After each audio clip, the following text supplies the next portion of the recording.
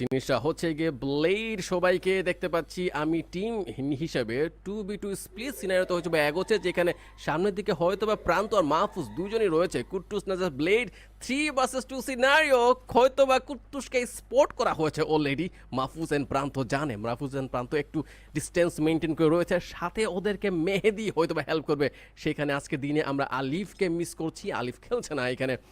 আর যদি জিনিসটা হিসাব করি তাহলে যেটা মনে হচ্ছে এখনও কোনো টিম এঙ্গেজমেন্টে যাচ্ছে না, মনে হয় তারা হচ্ছে একটু সময় নিচ্ছে। প্রত্যেকটা টিমের হয়তো বা মনে এখন ভয় কাজ করছে, ফার্স্ট রাউন্ড কোনোভাবেই লুজ করা যাবে না। খুবই ইম্পর্টেন্ট একটা জিনিস সবাইকে মাথায় রাখা লাগবে ক্লাস স্কোয়ারের ক্ষেত্রে। ফার্স্ট রাউন্ড যেই টিম হচ্ছে গিয়ে নিয়ে ফেলবে তাদের কাছে টোকেন বা কোয়েনের পরিমাণটা বেশি থাকবে, এবং সেকেন্ড রাউন্ডে সে কোয়েন কেনার সামর্থ্যগুলো অর্জন করবে, ইউজ করবে গান স্পেসিফিকভাবে বেস্ট গানগুলো চুজ করার ক্ষেত্রে। সো অবভিয়াসলি ফার্স্ট রাউন্ড যেটা খুবই গুরুত্বপূর্ণ, খুবই জরুরি।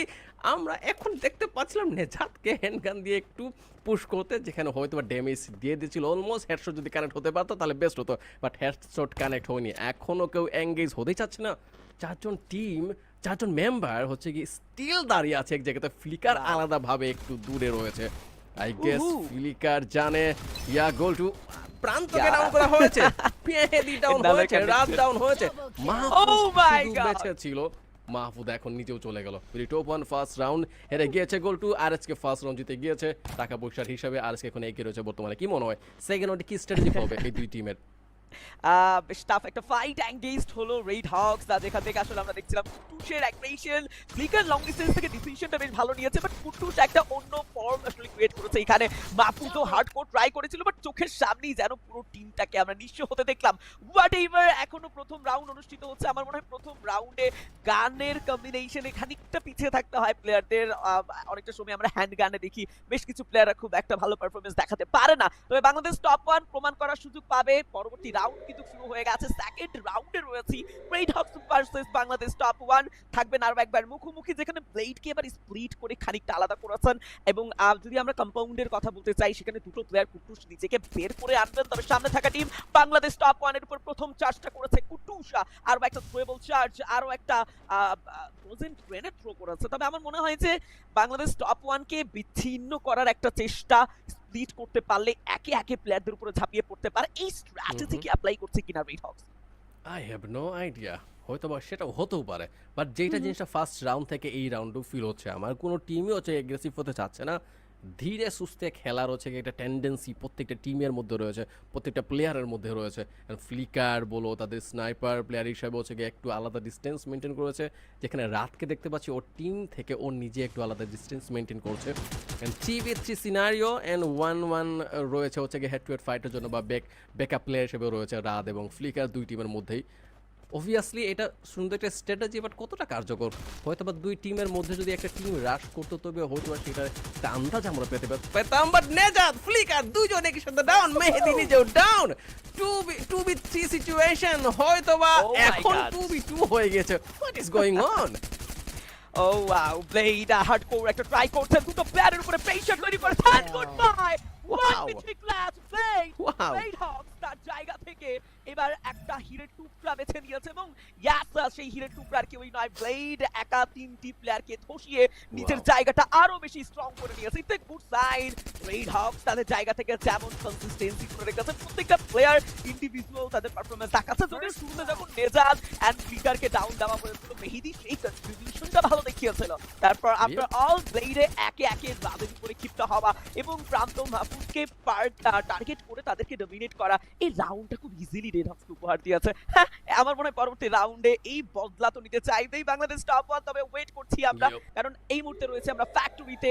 যদি আমরা চিলের নজরে দেখি, তবে বাংলাদেশ টপ 1 এখনো স্টে করছে অপর প্রান্তে। কোনো প্রকার রাইট সাইড দিয়ে নরমালি আমরা যেটা দেখে থাকি সিএস মুডে, যে রাইট সাইড থেকে প্লেয়াররা প্রবেশ করে, তো সেই জায়গা থেকে আমার মনে হয় যে বাংলাদেশ টপ 1 সেরকম কোনো ডিসিশন এই ম্যাচে নিবে না। তারা ওয়েট করছে, বাট আরএইচ কে দুর্দান্ত ভাবে তাদের জায়গা থেকে কিন্তু রোটেশন নিচ্ছে, এবং আমার মনে হয় খুব দ্রুত তারা ফাইটে এঙ্গেজ হওয়ার ট্রাই করবে।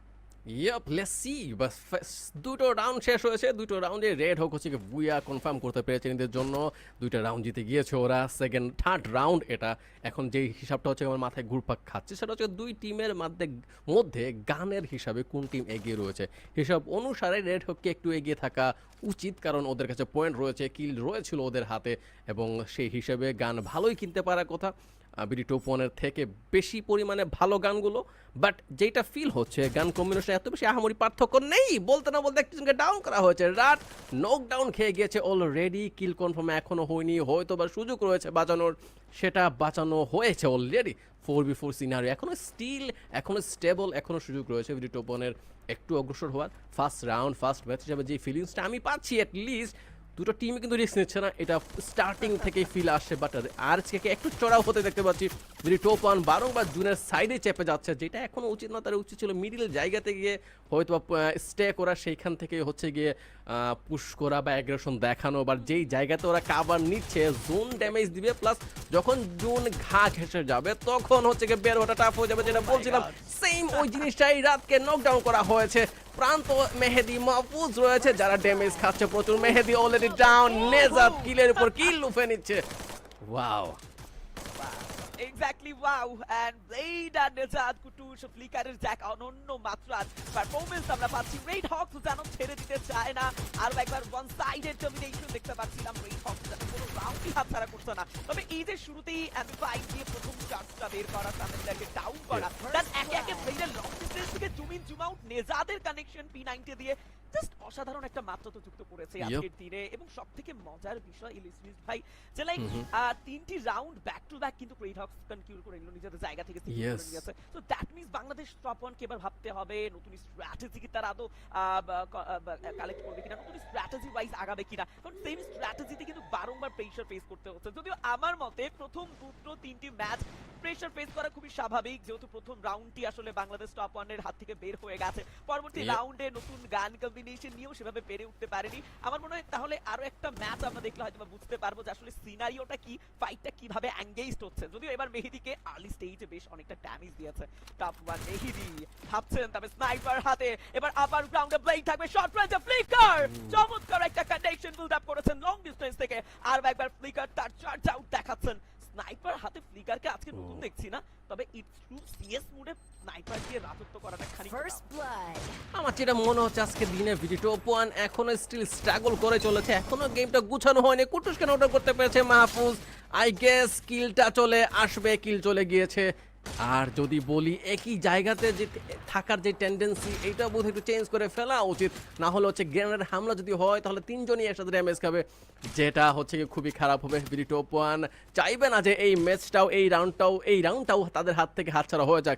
3v3 সিনারিওতে রয়েছে ব্লেড, নেজাত, ফ্লিকার স্টিল অ্যালাইভ, প্রান্ত, মেহেদি, মাহফুজ স্টিল অ্যালাইভ। সো এখনও চান্স রয়েছে দুই টিমেরই বুয়াটা কনফার্ম করা বা এই রাউন্ডটা নিজের খাতায় লিখে নেয়ার।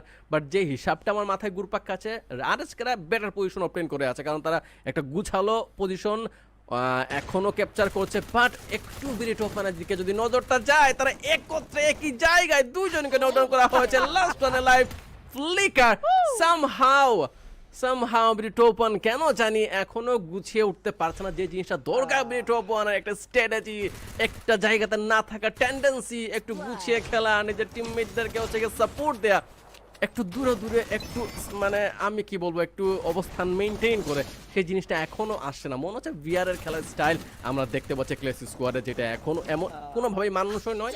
উচিত স্ট্র্যাটেজিটা ক্লাসিক স্কোয়াডের মতো করেই সাজানো। কি মনে হয় গোল্টু? এক্স্যাক্টলি যদিও প্রিভিয়াস রাউন্ডটিতে মাহফুজ শুরুটা তো করেছিল ভালো, বাট সেই কনসিস্টেন্সিটা ধরে রাখতে পারেনি। আপার গ্রাউন্ড থেকে নেজাদের চার্জগুলো, দেন লং ডিসটেন্স থেকে ব্লেড যেভাবে প্রেসার করেছে, আমার মনে হয় এবার রেড হকসের জন্য এই রাউন্ডটা একটা আশীর্বাদ ম্যাচ হতে পারে। আমরা অল আর দুটো রাউন্ড বের করলে কিন্তু তারা অলরেডি বুয়া সিকিউর করে ফেলবেন। তো পরবর্তী দুটো রাউন্ড বাংলাদেশ টপ ওয়ানের জন্য বেশ ক্রিটিক্যাল, তাদেরকে বুঝে শুনে স্টেপগুলো নিতেই হবে।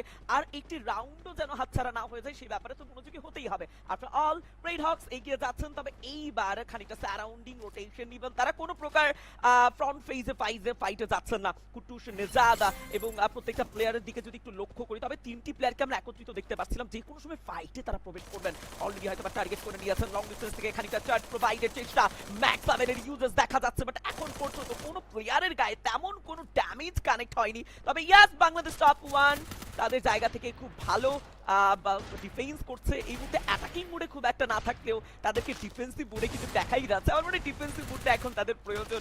আফটার অল রেইড হকসের ব্যাক টু ব্যাক 4টি ম্যাচ সিকিউর করে নেওয়া, এটা বাংলাদেশ টপ 1 কে বেশ ভাবাচ্ছে। যদিও এবার শট রয়েছে, প্রান্ত ডাউন হয়ে যাবে, পাল্টা আঘাত ফ্লিকারও ফেস করেছেন একটু, বাট কুট্টুস আরো একটা কানেকশন, আরো একটা শট ব্লেডের পক্ষ থেকে, মাহফুজ ডাউন হবে and goodbye Bangladesh top 1। Wow, what an unbeatable performance, Raid Hawks. Blade, Kutus, Nezad and Flicker combination নিয়ে আসলে প্রশ্ন তোলা একেবারেই যায় না। এই যে ফাইটটা থেকে একটু লক্ষ্য করুন লিংকিনিস ভাই, যেখানে ফ্লিকার প্রথমে ডাউন তো হয়েছে, তারপর একে একে কুটুসের সাপোর্ট আর লং ডিস্টেন্স থেকে ব্লেডের প্রেসার এবং ম্যাক্স 7 এ কুটুস ঠিক কতটা ভয়ঙ্কর হয়ে উঠেছে। একটি গ্রেনেডও কিন্তু আমরা ব্লেডের কাছ থেকে পেয়েছি। আপনারা সবকিছু মিলিয়ে আমার মনে হচ্ছে এই লাস্ট রাউন্ড কোনোভাবেই রেড হকস চাইবে না বাংলাদেশ টপ 1 এর কাছে দিতে, একটা নাল বিদায় জানাতে চাইবে প্রথম ম্যাচে। তবে বাংলাদেশ টপ 1 কে এত তেমনটা চাইবে কিনা সেটাই এখন দেখার বিষয়। ইয়া, এন্ড গান কম্বিনেশন বারংবার আমার ফিল হচ্ছে কেন জানি গান কম্বিনেশনে এখনো ভিডিও ওপেন পিছিয়ে রয়েছে। যে গানগুলো চুজ করা হচ্ছে সেগুলো ক্লোজ রেঞ্জের ফাইটের জন্য তাদের হিসাবে এত বেশি সুবিধাজনক হয়ে উঠছে না। হয়তো বা গান কম্বিনেশন একটু চেঞ্জ করে দেখা উচিত, ম্যাক্স 7 ব্যবহারটাকে একটু ট্রাই দেওয়া উচিত। আই হ্যাভ নো আইডিয়া তো কি হচ্ছে না হচ্ছে। ম্যাক্স 7 এখন স্কিল দেখতে পাচ্ছি কুটুসের হাতে, ম্যাক্স 7 এর হাতে বারংবার কিন্তু ড্যামেজ খাচ্ছে বিডি টপ 1। তারপর হচ্ছে গান কম্বিনেশন, এই সবটা মাথায় ঢুকছে না এখনো আমার স্টিল মনে হচ্ছে কেন জানি এবারও রাউন্ডটা বোধহয় হাতছাড়া হয়ে যাবে। 3 জন অলরেডি নকডাউন করা হয়েছে, Mahfuz is already gone somehow.